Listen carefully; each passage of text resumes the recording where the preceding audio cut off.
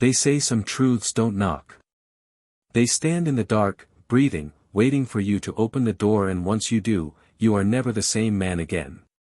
Before this story had witnesses, before it had records and sealed testimony, it had a smell. Cold iron. Wet leaves. Fear sweating out of human skin. The kind of fear that doesn't scream, it listens. On a frostbitten morning in 1847, in a hollow so deep the sun barely dared to look inside it, a man already broken by life made a choice that should have destroyed him. Instead, it marked him. And the system noticed. This is not a story about heroism. That is the lie men tell themselves to sleep at night. This is a story about power, how it moves quietly through law, land, blood, and silence. About how mercy becomes a liability when it interferes with profit. And about the kind of knowledge that arrives disguised as coincidence, but leaves behind consequences that echo for generations. Silas Harrigan was not important. That is precisely why this matters. He owned no slaves. He held no office. He had no protection. He was what the hierarchy depended on and despised, at the same time a poor white farmer, crushed between elites above him and the enslaved beneath him, taught to fear one and worship the other. His wife was dead. His child was buried. His land was failing. His faith was threadbare. He lived in a place locals called Harrigan's Hole, a name spoken softly, like a warning. Kentucky in 1847 was a borderland of anxiety. Slavery was legal, but freedom was close enough to taste if you were willing to run and survive what followed. This proximity created an ecosystem of control. Laws. Bounties. Men paid not just in money, but in favor. Turning in a fugitive didn't just earn coin, it earned protection. Credit. A future. Silence when you needed it. That morning, Silas stepped into the cold expecting nothing more than another day of slow erasure. Instead, the forest moved. Two figures emerged from the tree-lined women, but not as he understood the word. Tall. Massive. Built like the land itself had shaped them with intent. Their clothes were torn. Their feet were bleeding. Their eyes did not beg. They measured. They calculated. These were not runaways hoping for kindness. These were survivors who had already passed through hell and learned its rules. In that moment, Silas stood at the edge of an invisible boundary. On one side was the life he had left, debt, shame, and quiet decay. On the other was something far more dangerous than violence. A choice that would summon men who did not ask questions. A choice that would expose how power really speaks. A choice that would bring an offer so shocking it could only come from a system protecting itself. And whether Silas understood it or not, the machine was already moving.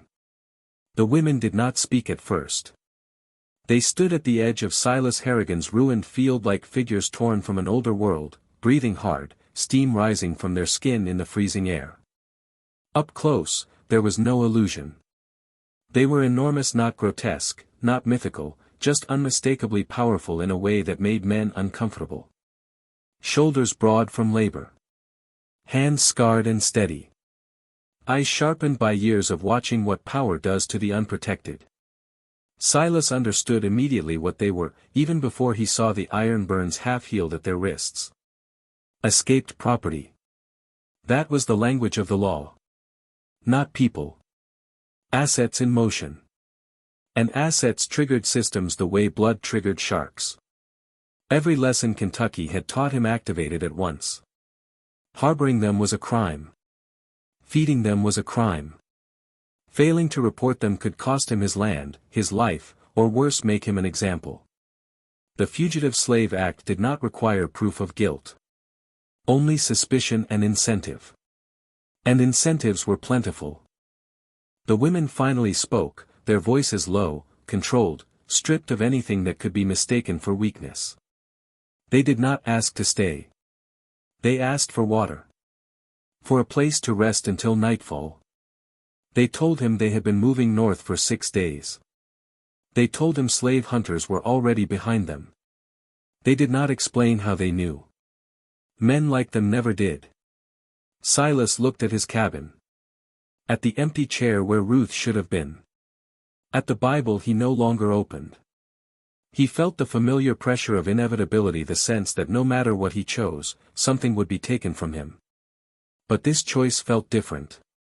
Sharper. Watched. He gave them water. That was all it took. One act of mercy was enough to bind him to them in the eyes of the system. Because power does not measure morality, it measures deviation. And deviation must be corrected. They rested only briefly. They ate what little he had. As they spoke in fragments, Silas realized something that unsettled him more than their size or their escape. These women had been trained. Not just worked. Conditioned. Broken and reforged into tools that plantations preferred not to talk about. Strength was valuable. Obedience was mandatory. And when obedience failed, punishment became instructional. Before dusk, they left. They thanked him without sentiment. One of them touched his arm, not gently, not threateningly, just enough to make him understand something unspoken. "You are seen now." That night, Silas did not drink. He sat awake with his father's rifle across his knees, listening to the hollow breath. Somewhere in the dark, dogs bayed. Somewhere farther still, men were already calculating what his kindness might be worth. By morning, the price would be named. The riders came just after dawn. 4 men. Well-fed horses. Coats too clean for men who worked the land. They did not shout. They did not rush. They rode with the calm certainty of men who knew the law would bend to them before it ever bent against them. Silas watched from his doorway as they dismounted. One carried papers. Another carried a whip he did not bother to hide. The third had the look of a professional, eyes always moving, cataloging weaknesses. The fourth smiled too easily. That smile was the most dangerous thing there. They knew. They did not ask if he had seen the women. They told him they were aware he had. This is how control operates, not through interrogation, but through declaration. They explained, politely, that 2 valuable runaways matching a very specific description had passed through his land. They explained, more softly, that assistance to fugitives carried consequences. Then they did something unexpected. They offered him a seat. Inside his own cabin, with his own cup placed in his own hands, Silas listened as the leader spoke of inconvenience. Of embarrassment. Of investments temporarily misplaced. The women, he said, were unusual. Exceptionally so. Their labor value alone was significant. But more than that, their escape threatened precedent. If they could run, others might imagine they could too. This was not about retrieval. It was about containment of belief. The offer came wrapped in reason. If Silas cooperated, if he disclosed the direction, the timing, the terrain, his debts would disappear. The store account. The taxes. Even future credit, should he need it.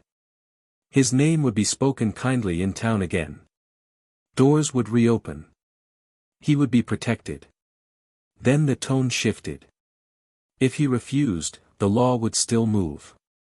But it would move through him first. His land would be searched. His past examined. His drinking noted.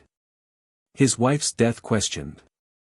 Men like Silas were easy to ruin because they already lived on the edge of legitimacy. And then came the final detail. The part never written down. They did not need the women alive. The words hung in the air like smoke. This was the real currency of the system, plausible deniability purchased through silence. Dead assets told no stories. Dead witnesses did not inspire. Silas realized then what he had stepped into. This was not a moral dilemma. It was an initiation. A test of alignment. Power was offering him a place, not at the top, but inside the structure. All he had to do was betray 2 women who had trusted him for 1 hour. The men waited. Calm. Certain. Because history suggested he would comply. History is built on that assumption. Silas did not answer immediately. He looked at the men as if seeing them for the first time not as individuals, but as extensions of something older and colder. He understood now why the judge in Barbaville had sealed testimonies in cases like this. Words were dangerous when they exposed patterns. He told them nothing. The silence unsettled them more than shouting would have. Silence suggested thought. And thought, in men like Silas, was unpredictable. He said only that he had given water to strangers and sent them on their way before sunrise.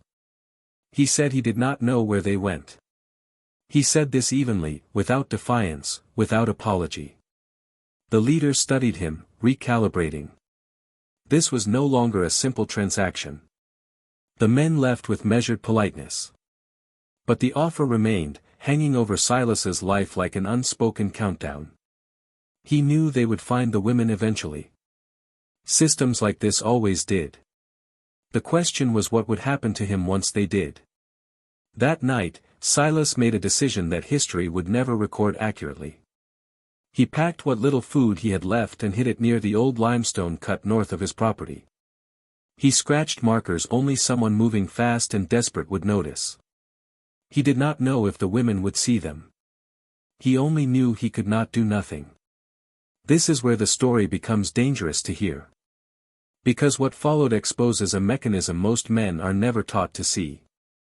The women were captured 2 days later. Officially, they were found miles from Harrigan's land. Unofficially, several accounts place slave hunters circling his hollow again that same week. No charges were filed. No punishment delivered. Instead, a messenger arrived with a revised offer. Silas was summoned to town. Before we descend further, understand this: what you are hearing is not just history. It is a pattern. If you feel it tightening around you now, that is recognition. At this point in the story right here, I want you to mark yourself. In the comments, write this phrase twice. I see the machine.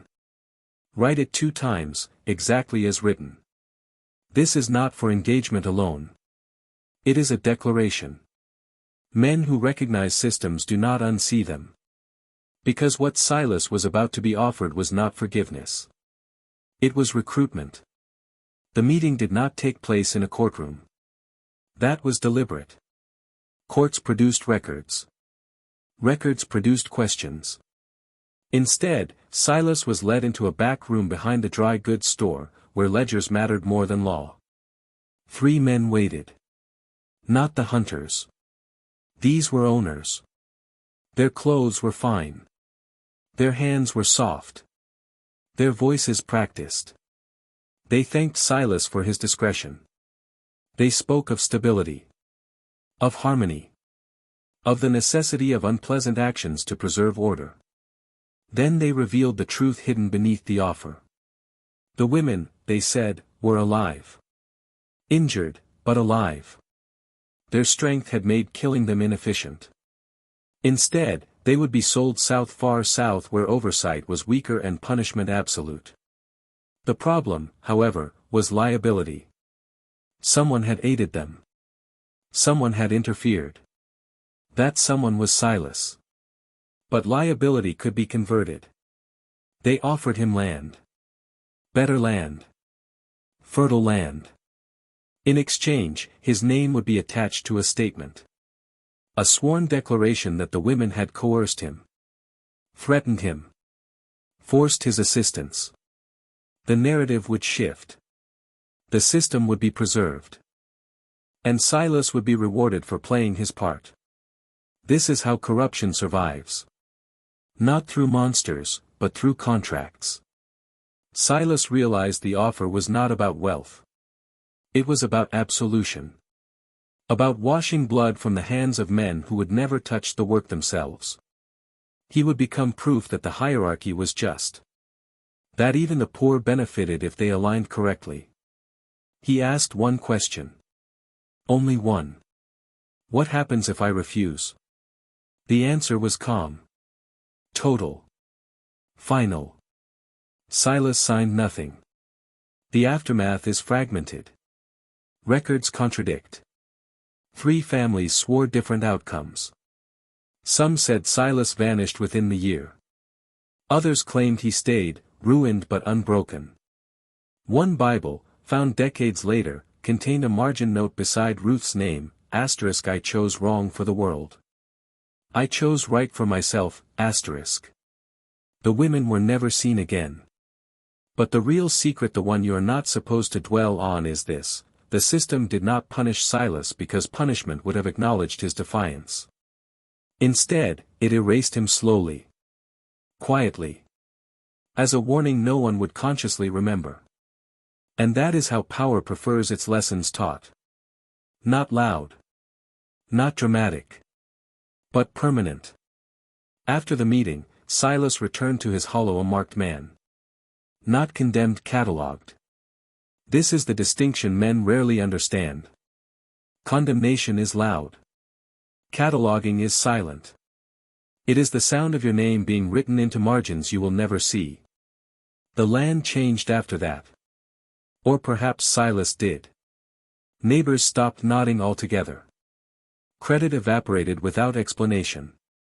Tools went missing and reappeared broken. The tax assessor arrived early that spring, measuring twice, frowning once, adjusting numbers that never benefited Silas. Nothing illegal occurred. That was the genius of it. Every pressure applied was lawful. Every consequence deniable. This is how institutions train compliance without chains. They starve resistance while feeding obedience, and they do it slowly enough that the victim doubts his own perception. Silas began to understand that slavery was not only enforced on plantations. It existed as a gradient, strongest at the bottom, subtle at the edges. Poor whites were not free, they were leased to belief. Their reward was proximity to power, never access to it. At night, Silas dreamed of the women. Not as fugitives, but as mirrors. In his dreams, they stood unbowed, even in irons. Their size became symbolic. They were large because they refused to shrink. He woke with the certainty that what terrified the system was not their escape, but their example. Men can endure suffering. What power cannot tolerate is proof that suffering is not destiny. By summer, his mule was dead. By fall, the roof collapsed. By winter, Silas was selling pieces of his life to survive. Each transaction felt supervised, as if invisible hands weighed the value of his surrender. He understood now why the offer had been generous. Refusal carried compound interest. And yet, something else grew in him. Not hope. Clarity. He stopped drinking. Not out of virtue, but out of necessity. Intoxication dulled the edges he needed sharp. He began walking at night, mapping the hollow, listening to how sound traveled. He learned which paths were used and which were forgotten. Knowledge, he realized, was the only currency power respected. Silas never spoke publicly again about that morning. Silence was his shield. But silence is also a signal.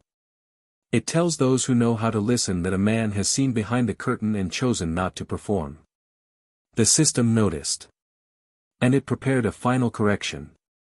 The correction came disguised as charity. A church delegation arrived one afternoon with food and scripture. Concern, they called it. Restoration. They spoke of forgiveness without naming the sin. They spoke of obedience as humility. They offered help contingent on gratitude. This was the soft power that followed the hard moral anesthetic applied to a wound the knife had made. Silas listened. He thanked them. He refused their conditions. That refusal sealed his fate. Within months, a new family occupied nearby land, subsidized quietly by men Silas recognized from town. Their presence was not hostile. It was surveillant. They watched without watching. Asked questions without asking. Power prefers witnesses who do not testify. One night, Silas burned his papers. Deeds. Letters. Receipts. He kept only Ruth's Bible. In the margins, he wrote not prayers, but observations. Names. Dates. Patterns.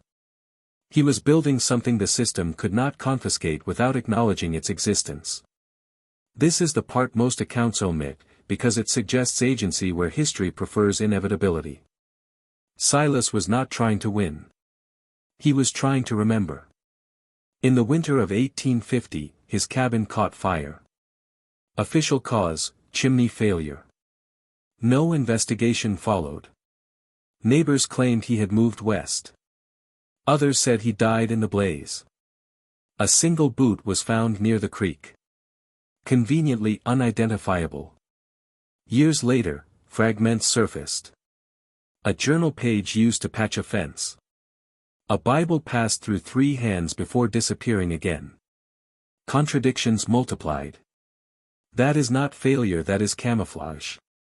The women became legends. Giants. Ghosts. Monsters. Anything but what they were, proof that the hierarchy lied about nature, about strength, about who was meant to kneel. If you are listening closely, you already understand why this story was sealed. Not because it exposes cruelty that was common knowledge. It exposes structure.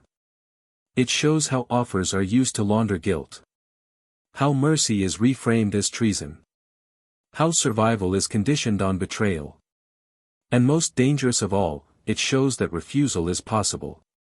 Here is the truth hidden in plain sight, the one men sense but are taught never to articulate: systems of control do not fear violence. They fear coherence. They fear individuals who connect the incentives to the outcomes and refuse to confuse comfort with freedom. Silas Harrigan mattered because he declined a role written for him. The women mattered because they disproved the lie of natural order. Together, even briefly, they exposed a flaw in the machine, a moment where morality and self-interest did not align as expected. The shocking offer was not an anomaly. It was a template. It still is. Today, the language has changed. The ledgers are digital. The chains are psychological. But the structure remains. Rewards for silence. Penalties for deviation. Advancement contingent on repeating approved narratives. Men are still offered land status, access, belonging in exchange for complicity. And when they refuse, they are not crushed. They are ignored, starved, rewritten. That is why this knowledge feels dangerous. Because once you see the pattern, you begin to recognize the offers in your own life. The moments where comfort asks you to look away. Where advancement requires a signature you will not be allowed to read later. Silas left behind no monument. No victory. That is the point. Power only commemorates obedience. Resistance survives in fragments, in margins, in stories told quietly to men who are ready. If you feel unsettled, that is not fear. It is orientation.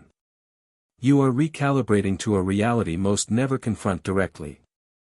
Remember this: the machine does not need you to believe in it. It only needs you to participate. Withdrawal is not escape, but awareness is leverage. Silence can be submission, or it can be strategy. The difference is intent. Somewhere in the Cumberland shadows, 2 women kept moving. Somewhere else, a poor farmer chose to lose everything rather than become useful to his own erasure. History will not reward him. But history is not the audience that matters. You are. And now that you have heard this, the question is not what Silas did. It is what you will do when the offer arrives quietly, wrapped in reason, asking you to trade your sight for safety. Because it always does.